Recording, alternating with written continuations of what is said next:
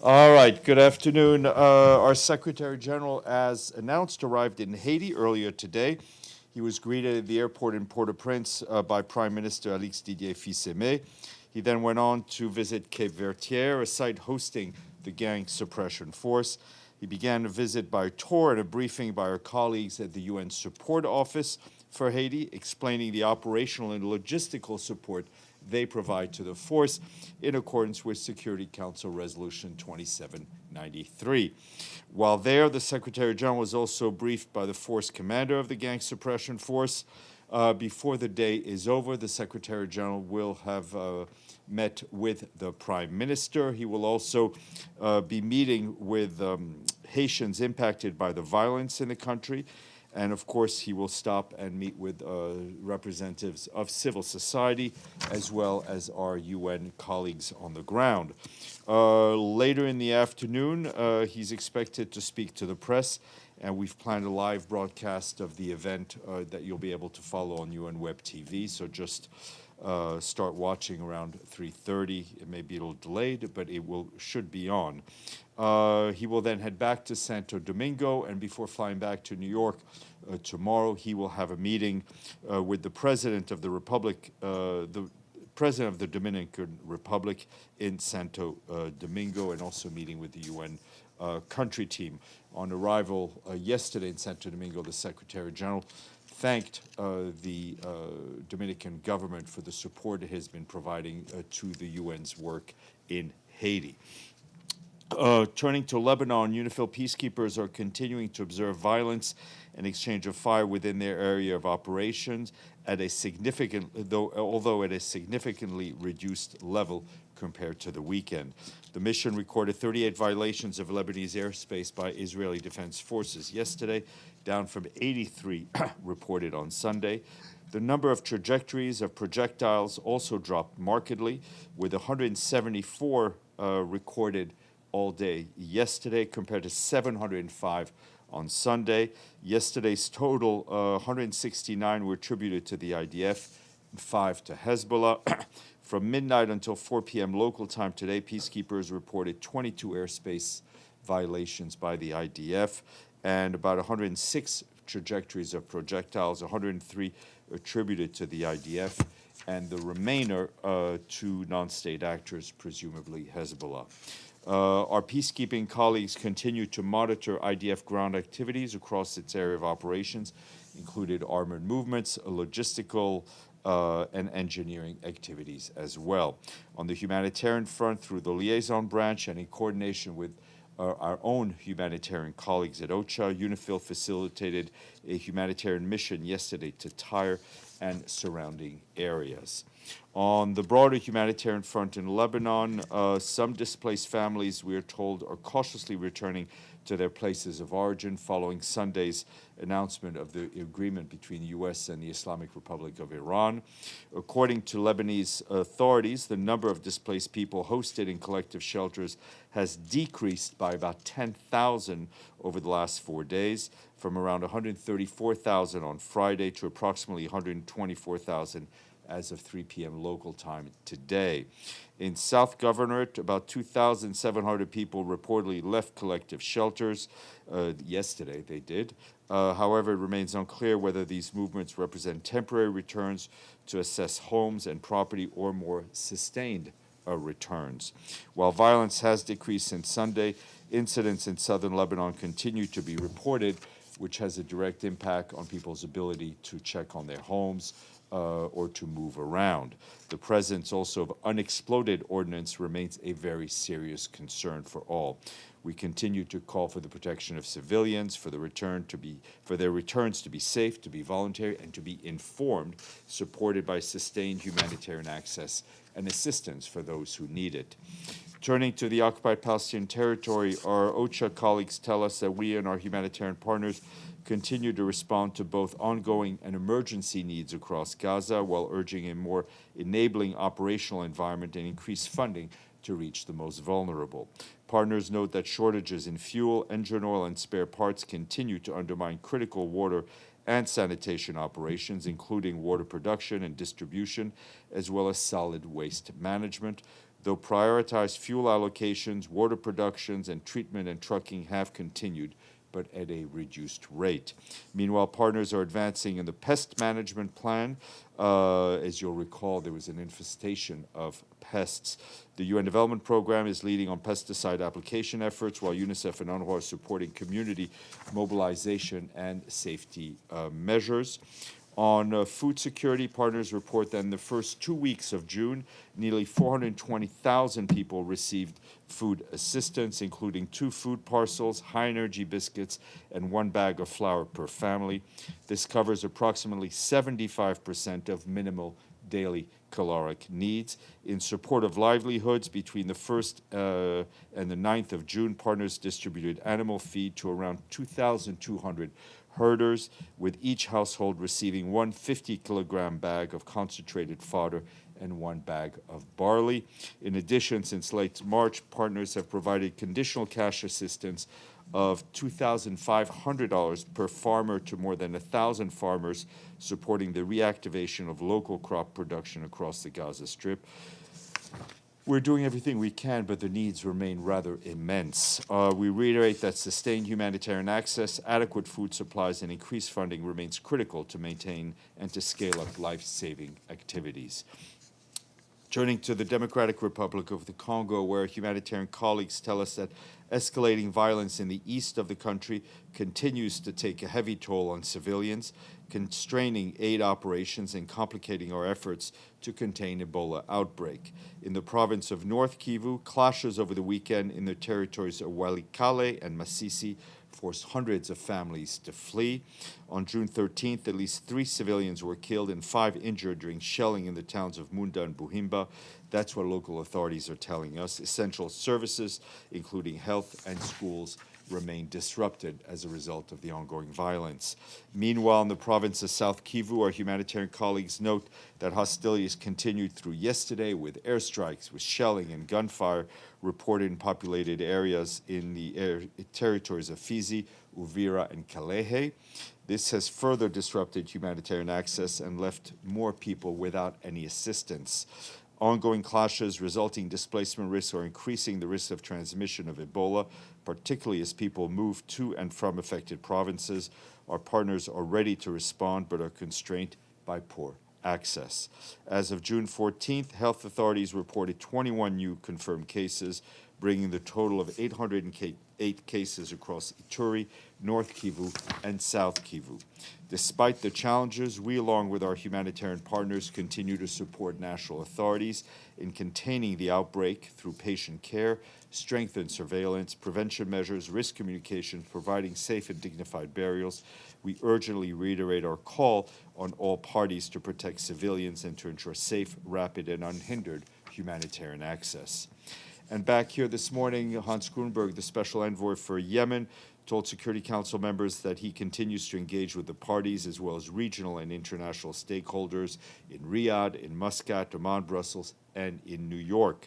He said these engagements have helped build confidence towards the launch of an inclusive political process to end this conflict. For his part, Tom Fletcher, our emergency humanitarian coordinator, painted a bleak picture of the humanitarian situation, warning that the proportion of people unable to meet their basic food needs has risen from nearly half to nearly 60% in just 1 month. Without urgent action, he said, conditions will continue to deteriorate. Both officials again called for the release of detained colleagues and other personnel by the Houthis. And this morning, the Secretary General addressed via video message the Austria World Summit. He thanked President of Austria von der Bellen and Arnold Schwarzenegger for their leadership in mobilizing and advocating for climate action. The Secretary General said that for 10 years, the Austria World Summit has rallied leaders, innovators, citizens to drive climate action forward. That mission, he stressed, is more urgent than ever as the climate crisis enters a dangerous phase. The Secretary General pointed out that the world will inevitably overshoot the 1.5-degree limit and that the conflict in the Middle East has triggered the most severe energy crisis in a generation. He underscored that the fossil fuel age is failing and renewable age is rising, urging all to make it fair, fast, and unstoppable. That text was shared with you. Also on climate, our friends at UNICEF today released a report showing that nearly half of the world's children, that's 1.1 billion children, are now exposed to at least 3 overlapping climate hazards threatening their health, their education, and their mere survival. According to the report, almost every child in the world faces at least one climate hazard, while more than 4 million could face as many as 6 overlapping threats. For the first time, the report reveals exactly where and how intense multiple and overlapping climate threats are affecting children and the essential social services they rely on, and how governments can take concrete actions to respond. UNICEF tells us that drought, extreme heat, and heat waves are the most widespread combination of climate hazards, with more than 296 million children living in areas where they're exposed to all three. The second most common combination, drought, extreme heat, and tropical storms, leaves more than 115 million children worldwide exposed to those overlapping threats. The full report is online. And also on a related note, our friends in Rome at the UN Food and Agriculture Organization released a report today that shows that $184 billion trade in aquatic animal products continues to hit record highs and now rivals the terrestrial meat trade in value. Ensuring sustainable and equitable growth of marine and inland ecosystems, however, remains a key challenge. The latest World Fisheries and Aquaculture report warns that climate change, environmental degradation, economic shock, and geopolitical shifts are all affecting performance and sustainability. For example, under high emission scenarios, exploitable fish biomass is projected to decline by 10% by 2050 in many regions. That report is also online. And our colleagues at the UN Human Rights Office today published a report warning about the persistent use of anti-personnel landmines, and their dire impacts on civilians. The report says at least 58 states and territories were contaminated with anti-personnel mines in 2025. According to the most recent data available, landmines and explosive remnants of war killed at least 1,945 people and injured 4,325 others in 2024. The latest estimates also suggest that states continue to hold millions of anti-personnel mines in their stockpiles. The report urges states to uphold international law limiting the use of these mines and to protect the rights of survivors and communities through sustained support.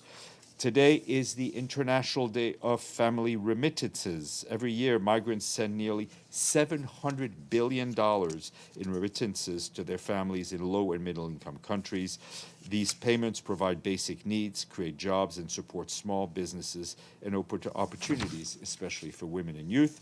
Tomorrow, our guest will be our good friend Jean-Martin Bauer, the director of WFP's Food Security Nutrition Analysis Service, and Rain Paulson, also our good friend from FAO, Office of Emergencies and Resilience. They will brief you on the FAO WFP Hunger Hotspots report. Always interesting. No quiz, no money. Edie, then Pam. Thank you, Steph. Do you have any update on who might, whether the UN will be represented in any way in Geneva at the signing ceremony on Friday? At this point, I do not expect. But again, I think the location, from what press reports I've seen, also the location of the signature in Switzerland may shift. So, but I will let you know. And on this monitoring mission for the Strait of Hormuz that the French, British, and others have been organizing and have announced, is the UN going to be part of that in any way? My understanding was that more of a demining mission, but we're trying to get some details, and I will let you know. Pamela. Thank you, Steph. A little more on the Iran agreement. Is there any sense that there's been some talk that there is a expectation that the UN Security Council might be presented with an endorsement like it was in 2015? It wouldn't be the SG's mandate, but would the SG encourage that to happen this time again? Look, okay, I have a follow-up. Yeah, I mean, I think, first of all, it's important for us and I think everybody to see the actual text, I think is a matter of just policy or practice. I think any peace agreement that is enshrined in a Security Council resolution gives it an added level of armor or of strength. And since there is a piece that is like JCPOA on the nuclear issue, do you expect the IAEA? Again, I think We don't know. we don't know. And Obviously, there's the no- IAEA yeah. the IAEA has a clear role to play in any nuclear issues, but again, we don't know. And as far as you're saying, there's no back channel, people asking you, the negotiators, what'd you do the last time, any of this? Well, you know, I think step one is seeing the agreement. Thank you. Gabriel. Thanks, Steph.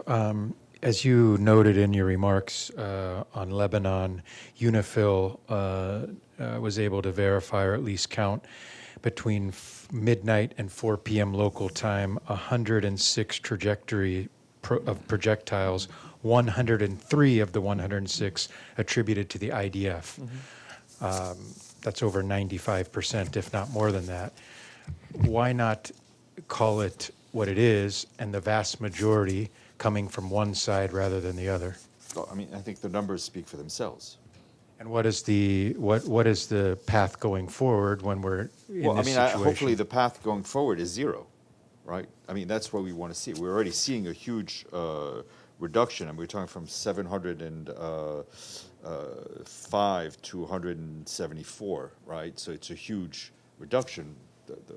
We want to see that arrow continue to point downwards. And we haven't seen the memorandum of understanding yet, but is the expectation from the Secretary General that Lebanon will be included in that, or It's already having, you know, the fact that there was announcement of the agreement. We've seen the reports, some sort of electronic signature. I mean, again, we know what you know at this point, and that it's had so far a mitigating a positive impact on the situation in Lebanon. We hope that continues. Okay. Yes, sir. Thank you, Steph. Jerry Cao for the China Central Television. How does the Secretary General see the Iranian national football team being required to leave the United States immediately after last night's World Cup match? I ask this because similar situation also arise in the United Nations, where country leaders and the foreign ministers sometimes deny the U.S. visa to attend the UN meetings. I'm not going to start commenting on FIFA and whatever agreement FIFA has with host countries. That is not, our lives are complicated enough at the UN that I'm not going to get involved in that. For visas for visiting delegations to UN, we've always called on our host country to deliver visas as per the host country agreement. Okay. Hasta la vista.